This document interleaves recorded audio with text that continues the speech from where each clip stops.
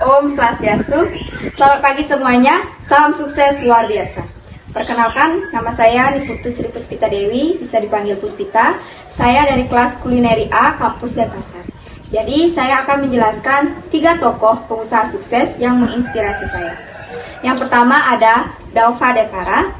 Beliau adalah founder sekaligus CEO dari aplikasi belajar dan bimbel nomor 1 di Indonesia, yaitu Ruang Guru. Kisah Belva ini sangat menginspirasi karena beliau dengan kegigihannya mengejar pendidikannya sehingga bisa membuka usaha beliau sendiri.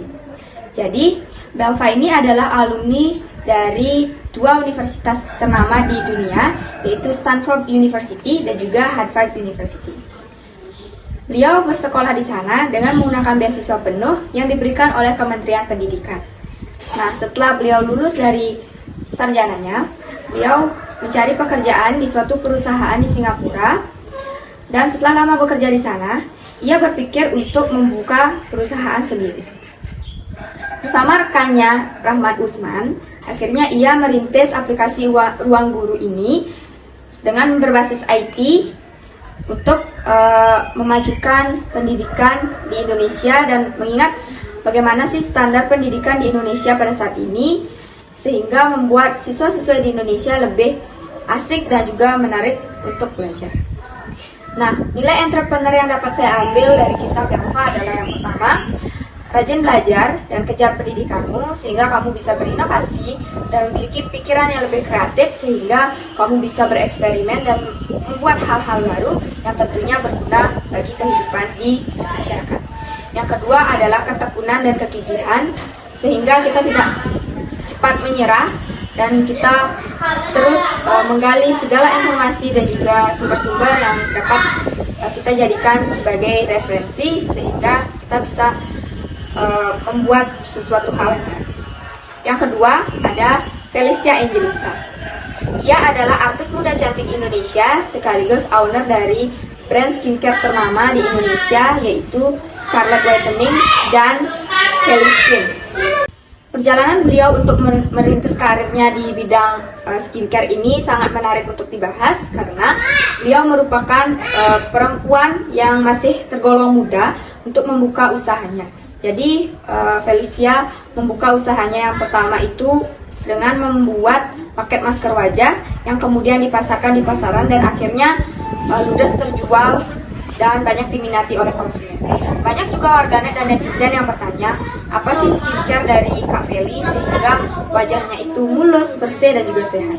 Nah, untuk menjawab pertanyaan-pertanyaan yang diberikan oleh netizen dan warganet tersebut, Felicia akhirnya meluncurkan brand skincare baru, yaitu Scarlett Whitening dengan produk pertamanya yaitu Acne Serum, yang dimana itu banyak diminati oleh para konsumen di pasaran dan juga sempat viral pada masanya.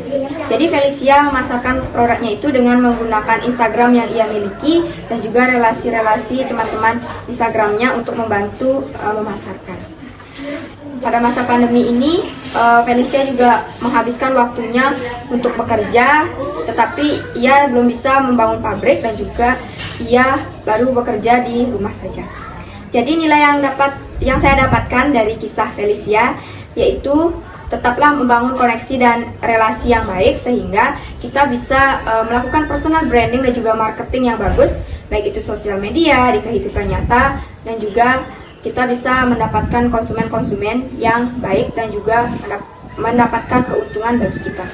Yang kedua adalah tetap mencoba hal baru dan tidak takut mengambil resiko, dan bagi saya mengambil resiko itu sama dengan mempelajari pengalaman. Jadi setelah kita belajar dari kesalahan, kita bisa mengetahui apa sih yang seharusnya kita lakukan.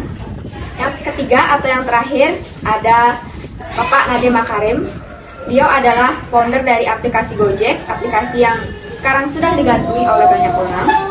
Jadi kisah Bapak Nadiem Makarim ini berawal dari kisah nyata beliau, yaitu beliau pulang dari kantor atau pergi ke kantor menggunakan ojek.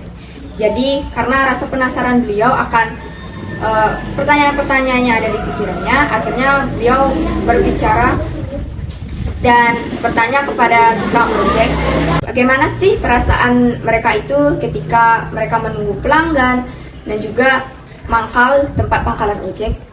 Jadi Setelah diketahui, sebagian besar waktu tukang ojek itu dihabiskan hanya untuk menghal dan menunggu penumpang. Nah, dari analisis dan observasi tersebut, akhirnya Bapak Nadiem Makarim pun berinovasi untuk membentuk suatu aplikasi yang ia rintis dengan menggunakan aplikasi sederhana alias manual. Jadi beliau pertama kali mencoba aplikasi ini dan tentu saja adanya pergeseran pendapat antara ojek pangkalan dengan ojek yang menggunakan aplikasi Gojek, karena ojek pangkalan merasa pendapatan mereka sekarang semakin rendah. Jadi nilai yang saya dapatkan dari kisah Bapak Nadiem Makarim adalah ketangkasan dan juga ketekunan beliau dalam melihat peluang yang ada di lingkungan sekitar, sehingga bisa menjadikan peluang tersebut untuk menjadikan sebuah usaha yang bagus dan tentunya pasti bermanfaat dan pasti akan digunakan oleh masyarakat. Sekian presentasi dari saya. Terima kasih atas waktunya. Saya tutup dengan para pesan. Om Santi Santi Santi Om.